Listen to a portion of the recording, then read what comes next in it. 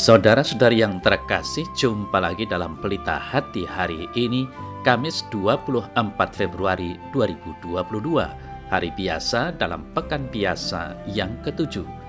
Bersama saya Romo Thomas Suratno SC dari Paroki Cilandak, Jakarta Selatan, mendengar dan merenungkan Sabda Tuhan, yakni firman Tuhan yang tersurat dalam Injil Markus, bab atau pasal 9, ayat 41 sampai dengan ayat 50.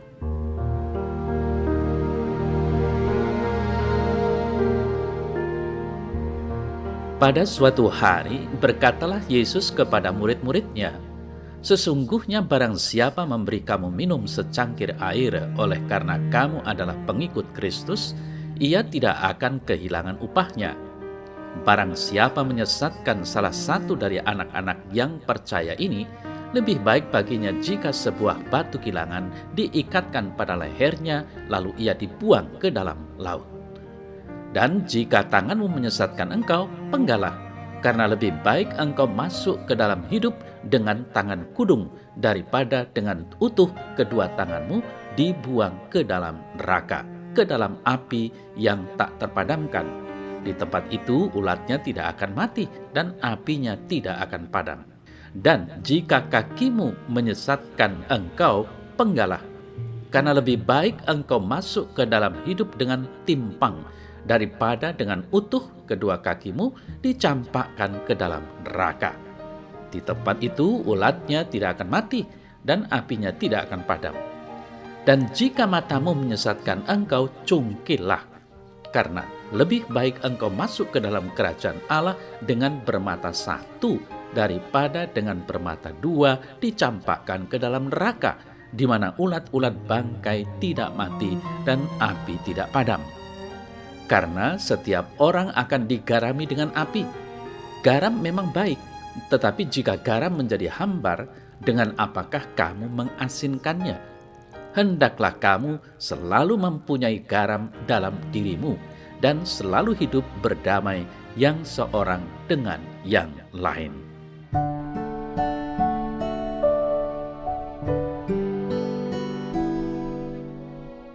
Saudara-saudari yang terkasih, siapakah yang ingin kehilangan pahala dan dirampas sukacitanya pada akhir hidupnya? Tentu tidak ada yang ingin, bukan? Ketahuilah bahwa kita semua telah diberikan hadiah terbesar, yaitu Allah sendiri yang adalah kasih yang sempurna dan sumber kehidupan melimpah serta kebahagiaan tanpa akhir. Rasul Paulus mengatakan bahwa kasih Allah telah dicurahkan di dalam hati kita melalui Roh Kudus, Roma 5 ayat 5. Kasih Allah memurnikan hati kita dan mendorong kita untuk mengekspresikan kebaikan dan amal kasih terhadap sesama kita yang diciptakan menurut gambar dan rupa Allah. Saudara-saudari yang terkasih, kita diciptakan dalam kasih-Nya. Kebaikan yang kita lakukan kepada sesama yang membutuhkan mengungkapkan rasa syukur kita atas kebaikan melimpah Allah terhadap diri kita. Yesus menyatakan bahwa kebaikan apapun yang dilakukan dan bantuan apapun yang diberikan kepada umat Allah tidak akan kehilangan pahalanya. Yesus tidak pernah menolak untuk memberikan kepada siapapun yang membutuhkan bantuannya. Sebagai muridnya, kita juga dipanggil untuk menjadi baik dan murah hati seperti Dia. Saudara-saudari yang terkasih, apakah kita mengizinkan kasih Kristus mengubah hati kita sehingga kita bisa memperlakukan sesama dengan kebaikan dan kemurahan hati? Apakah Yesus berlebihan ketika Ia mendesak pengikutnya untuk menggunakan langkah-langkah drastis untuk menghindari kejahatan dan konsekuensinya yang berbahaya? Yesus menetapkan di hadapan murid-muridnya satu tujuan tertinggi dalam kehidupan yang layak dilakukan sebagai bentuk pengorbanan.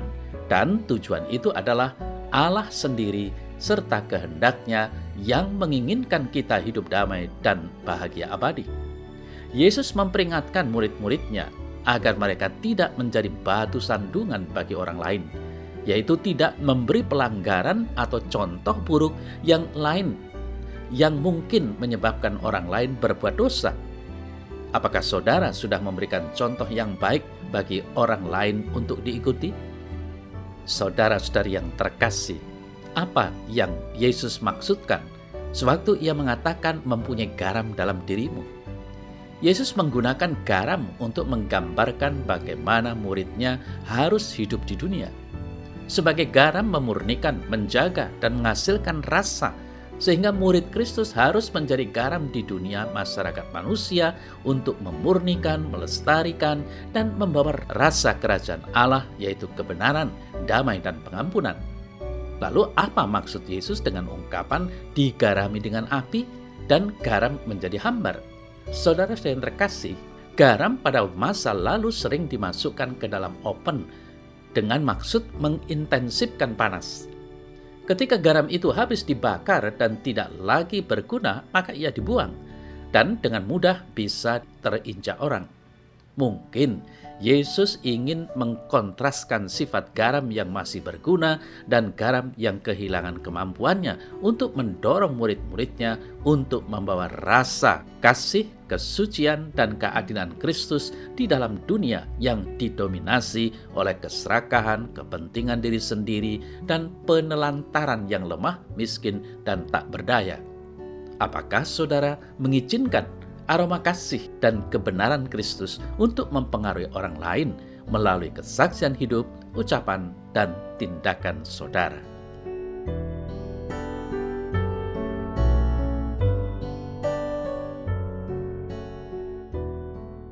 Dalam nama Bapa dan Putra dan Roh Kudus. Amin.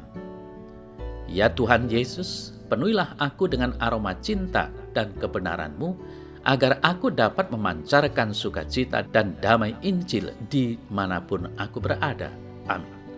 Semoga Allah yang Maha Kuasa memberkati saudara, Bapa dan Putra dan Roh Kudus. Amin.